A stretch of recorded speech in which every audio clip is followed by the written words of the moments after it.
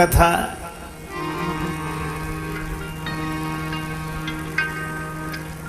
कैसे प्रकट हुई।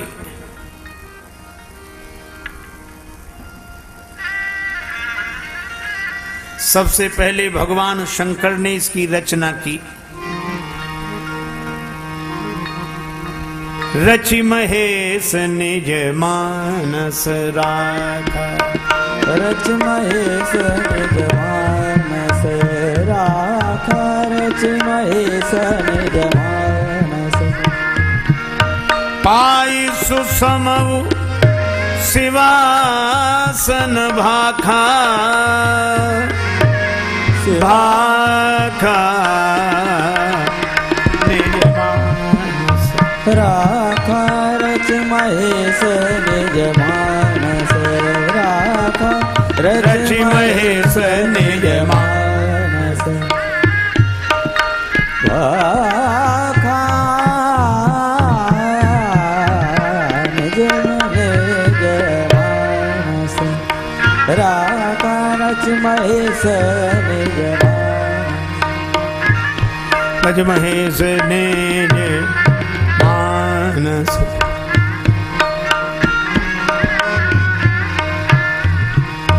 मानस निज मानस, मानस निज मानस, मानस निज मानस।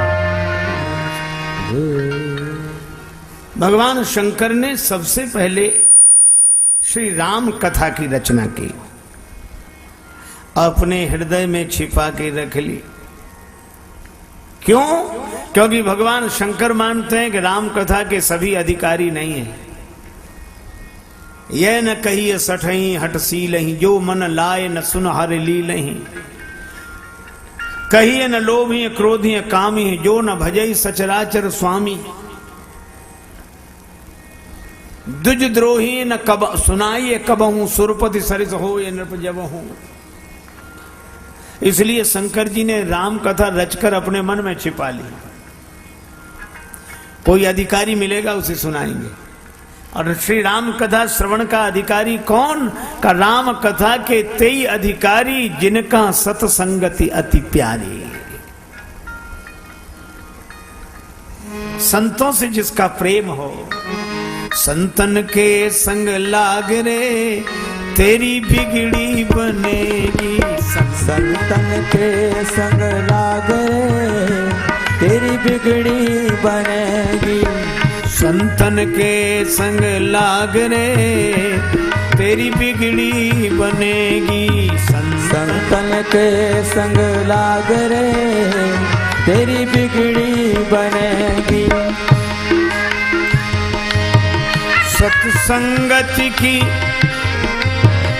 अद्भुत महिमा, सत्संगत की अद्भुत महिमा। यहाँ मिट जाते दिल के दाग रे, तेरी बिगड़ी बनेगी। संतन के संग लाग रे, तेरी बिगड़ी बनेगी। संतन के संग लाग रे, तेरी बिगड़ी बनेगी। संतन के संग लाग रे, तेरी बिगड़ी बनेगी।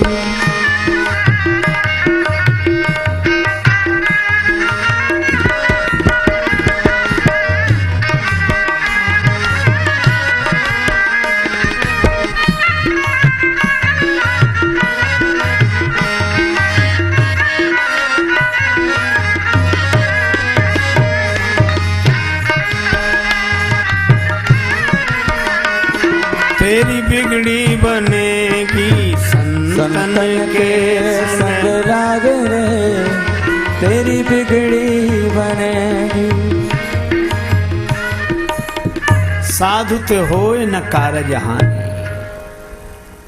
और जो जिसे सत्संग प्रिय लगता है, साधुओं का संग प्रिय लगता है, वही श्री राम कथा श्रवण का अधिकारी है। एक महात्मा नाम श्री माधव दास जी महाराज वृंदावन में विराजते थे, पर एक बार श्री जगन्नाथपुरी में गए श्री जगन्नाथ जी के दर्शन के लिए। पुरी में रहते रोज भिक्षा करने जाते हैं। साधुओं की प्रवृत्ति भिक्षा। एक बुढ़िया के दरवाजे जाएं तो बुढ़िया भिक्षा तो कुछ नहीं देती, गालियां देती। और श्री माधव दास जी उसके यहां रोज जाते। किसी ने कहा बाबा वहां क्यों जाते, वह तो कुछ देती नहीं, गालियां देती है। श्री माधव दास जी ने कहा कि जो कोई नहीं देता वो देती, कुछ तो देती है। एक दिन सदा की तरह भिक्षा मांगने गए। वह गालियां देने वाली बुढ़िया आज ज्यादा क्रोध में थी। कपड़े के पोते से घर की पुताई कर रही थी। इतने में बाबा दिखाई पड़े, मैया भिक्षा मिले। उसने गालियां देते हुए कपड़े का पोता ही फेंक कर मारा, महात्मा की छाती में लगा।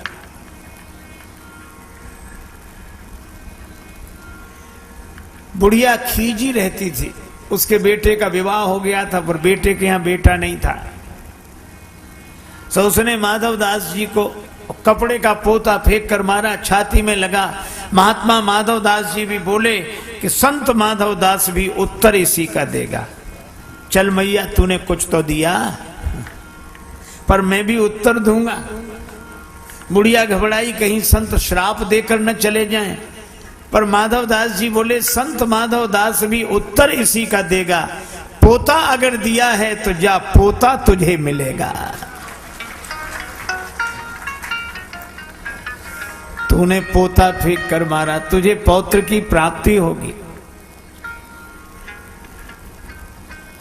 संत चले आए और संत की कृपा से बुढ़िया को पौत्र की प्राप्ति हुई।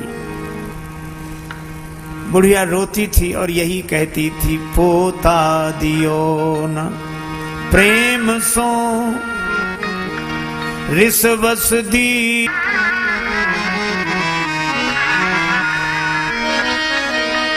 जो मैं से संत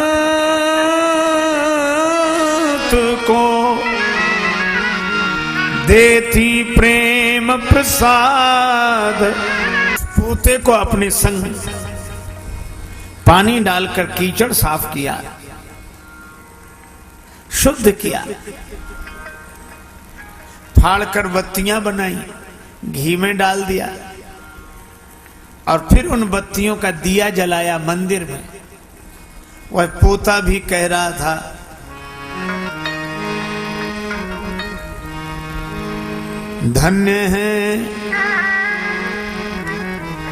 धन्य है सत्पुरुषों का संग, बदल देते जीवन का रंग का रंग। धन्य है सत्पुरुषों का संग, बदल देते जीवन का रंग। पोता में रोता था पड़ा, जहाँ रक्त अरूपी, मरते थे लाखों जीव।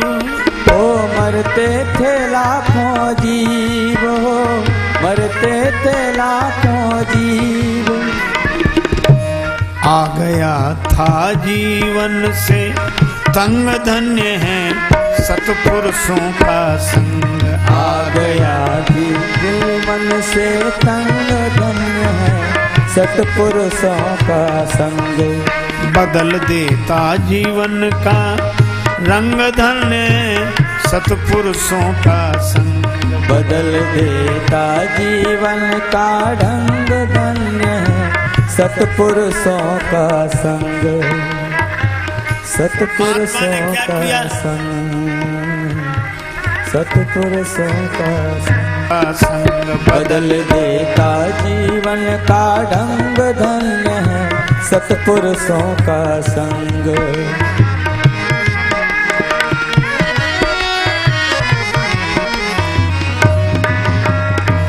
झूला ओ गरुड़ कर गुणगात, देते हैं मेरे मेरे प्रकाश में देते हैं, मेरे प्रकाश में दर्शन दीनानाथ धन्य है। सतपुरुषों का संग बदल देते जीवन का ढंग, धन्य है सतपुरुषों का संग बदल देते जीवन का ढंग। यह है संत का सानिध्य। सत्संग को सामान्य मत समझो। एक महात्मा बार बार कहते, भैया राम राम किया करो, तो सामने वाला कहे क्या फायदा, रामायण पढ़ा करो क्या फायदा। महात्मा परेशान हो गए तो उन्होंने उससे कहा कि तुम तमाकू खाते हो? बोले हाँ खाता हूं। बोले क्या फायदा? बीड़ी पीते हो? बोले हाँ पीते। बोले क्या फायदा? बोले ऐसे तो हमने सोचा ही नहीं। महात्मा बोले इतने तुम गलत काम करते हो बिना फायदे की सोचे, तो एक राम नाम ही मिला है जिसके लिए फायदा सोचोगे? क्या बिना फायदे की सोचे राम नाम नहीं कर सकते? इतनी चीजें करते हो बिना फायदे की सोचे, तो राम नाम भी बिना फायदे की सोचे करो।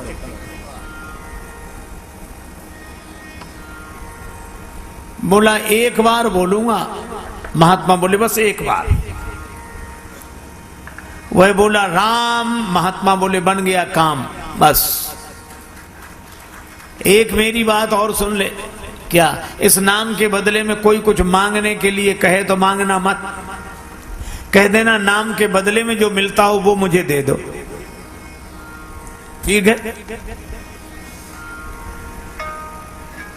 महात्मा ले आए उसे कि इसका काम बन गया, इसे जो करना हो करने दो। परिवार वालों ने कहा ठीक है।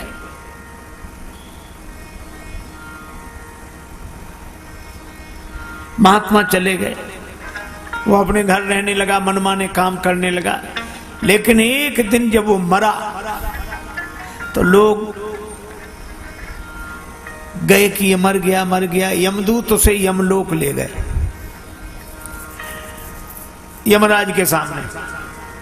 यमदूतों ने हिसाब सुनाया कि इसने जीवन भर गलत काम किए हैं, एक बार एक महात्मा के कहने से राम कहा है बस। यमराज बोले तो इससे पूछ लो ये राम नाम के बदले में क्या चाहता है। यमदूतों ने कहा क्या चाहते हो? यमराज पूछवा रहे राम नाम के बदले में। उसे महात्मा की बात याद आ गई। वो कहने लगा मुझे तो कुछ नहीं चाहिए, नाम के बदले में जो मिलता हो सो दे दो। अब यमराज के यहां राम नाम का हिसाब थोड़ा ही है। चलो ब्रह्मा जी से पूछते हैं। उस व्यक्ति को लेकर ब्रह्मा जी के यहां गए। ब्रह्मा जी से पूछा कि राम नाम एक बार कोई ले तो उसका महत्व क्या है, फल क्या है? ब्रह्मा जी बोले हमें पता नहीं, हम तो वेद मंत्रों का उच्चारण करते रहते हैं, आनंद में रहते हैं। तो फिर का राम नाम भगवान शंकर लेते हैं, उनसे ही पूछो। तो उस व्यक्ति को लेकर ब्रह्मा जी यमराज शंकर जी के पास गए। शंकर जी से कहा कि आप दिन रात राम राम करते हैं, तुम पुनि राम राम दिन राती, तुम पुनि राम राम दिन राती, तुम पुनि राम राम दिन राती। सादर जपऊ अनंग अराती,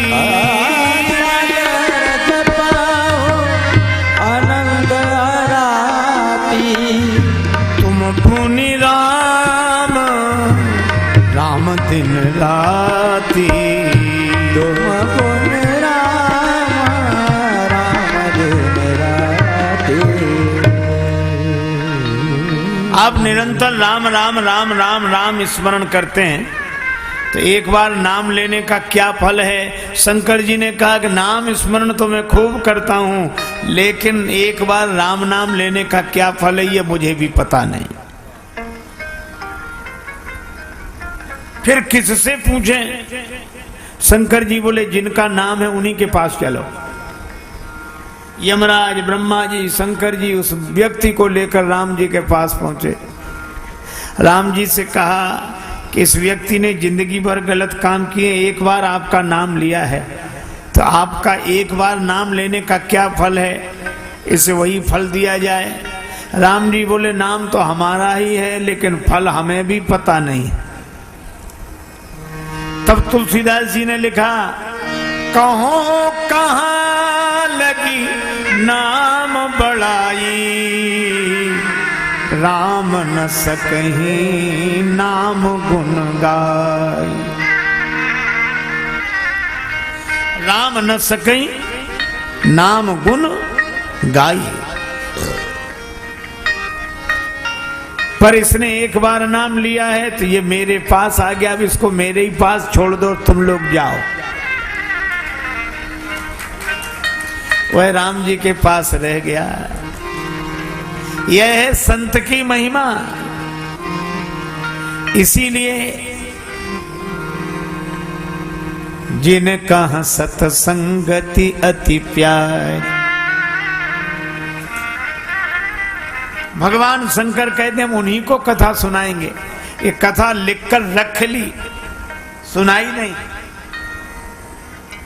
लेकिन जब पार्वती जी ने प्रार्थना की, अब पार्वती जी गिरिजा हैं, पर्वत तनया हैं, जिसकी श्रद्धा पर्वत की तरह अविचल हो, वही श्री राम कथा सुनने का अधिकारी।